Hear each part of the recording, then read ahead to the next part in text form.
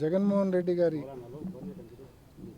ఇవాళ నెల్లూరు ప్రోగ్రాంలో మరొకసారి కూటమి ప్రభుత్వము కక్ష సాధింపు చర్యలకు దిగిన పరిస్థితి మనం చూస్తూ ఉన్నాం. ఈ కూటమి ప్రభుత్వం అధికారంలోకి వచ్చినప్పటి నుంచి జగన్మోహన్ రెడ్డి గారు ఎప్పుడు ప్రజల్లోకి వెళ్ళినా ఇదే వైఖరి ఈ ప్రభుత్వం అవలంబిస్తూ ఉంది. మనం చూసినాం, పొదిలి చూసినాం, సత్తెనపల్లి చూసినాం, బంగారుపాలెం చూసినాం. బంగారుపాలెంలో అయితే 3 ఎస్పీలు ఏకంగా రోడ్డెక్కి కొన్ని వేల మంది పోలీసులను అడ్డుపెట్టుకొని భద్రత ఇవ్వడానికి కాదు, ప్రజలు రాకుండా అడ్డుకట్ట వేయడానికి పోలీసులు పనిచేస్తూ ఉన్నారంటే ఏ స్థాయిలో మిస్యూజ్ ఆఫ్ పవర్ అంటే పోలీసులకు జీతాలు ఇచ్చేది భద్రత కోసము, ప్రజలకు భద్రత కోసము. పోలీస్ స్టేషన్లో ఉండి లా అండ్ ఆర్డర్ను కంట్రోల్లో పెట్టమని పోలీసు వాళ్ళకు మామూలుగా జీతాలు ఇస్తారు. కానీ ఇవాళ పోలీసు వాళ్ళను ఈ కూటమి ప్రభుత్వం మిస్యూజ్ చేస్తూ ఉంది.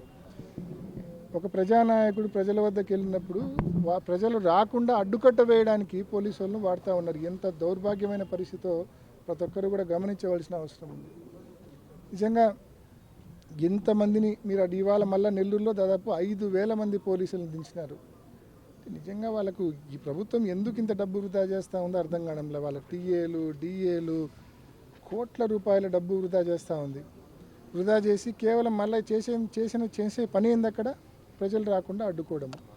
ఏ ఎక్స్టెంట్కు పోతూ ఉన్నారంటే ప్రజలు రాకుండా అడ్డుకునే ప్రయత్నంలో ఏ ఎక్స్టెంట్కు పోతూ ఉన్నారంటే రోడ్లు, మెయిన్ రోడ్డు కనెక్టివిటీ ఉండే రోడ్లన్నీ కూడా గుంతల్లో వేస్తుంటారు, అంటే బైకులు కార్లు రాకూడదని చెప్పి.